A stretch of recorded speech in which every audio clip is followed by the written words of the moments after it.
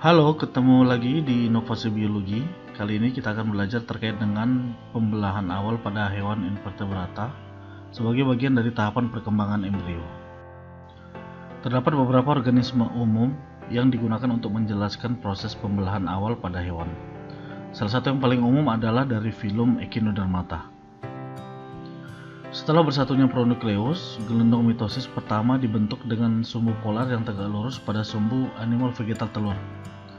Zigot sea urchin sebagai salah satu spesies Echinodermata melakukan pembelahan holoblastik radial. Pembelahan pertama dan keduanya adalah pembelahan meridional dan tegak lurus antara satu dengan yang lain.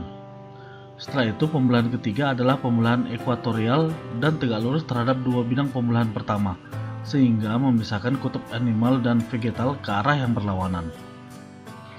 Pembelahan keempat berbeda dengan tiga pembelahan pertama. 4 sel pada kutub animal membelah secara meridional menjadi 18 tomer dengan volume yang sama yang disebut dengan mesomer. Sedangkan kutub vegetal mengalami pembelahan ekuatorial yang tidak sama untuk menghasilkan 4 sel besar yang disebut dengan makromer dan 4 sel kecil yang disebut dengan mikromer. Setelah mencapai 16 sel, 8 mesomer membelah untuk membentuk dua tingkat pada kutub animal. Pada kutub vegetal, makromer membelah secara meridional untuk membentuk 8 sel. Mikromer juga ikut membelah walaupun sedikit lambat untuk menghasilkan kelompok kecil mikromer di bawah lapisan yang lebih besar. Demikian seterusnya hingga terbentuk 128 sel. Tahapan blastula pada sea urchin dimulai dari bentuk 128 sel. Sel akan membentuk bola berongga yang mengelilingi rongga pusat. Pada titik ini, semua sel cenderung berukuran sama dan mikromer telah memperlambat pembelahan selnya. Pembelahan sel yang cepat akan membentuk sebuah blastula yang bersilia pada bagian luarnya. Segera setelah itu, sel pada kutub vegetal mulai menembal membentuk lempeng vegetal, sedangkan pada sel kutub animal mensintesis mengeluarkan enzim digestifum.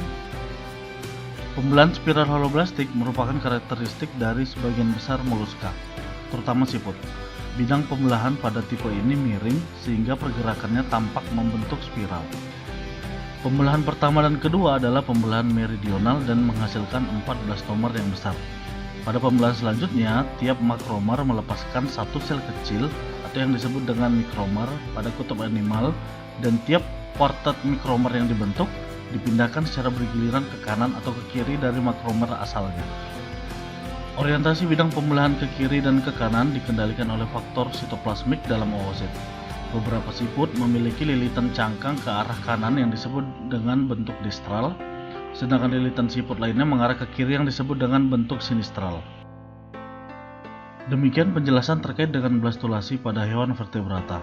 Sampai jumpa pada materi berikutnya. Terima kasih.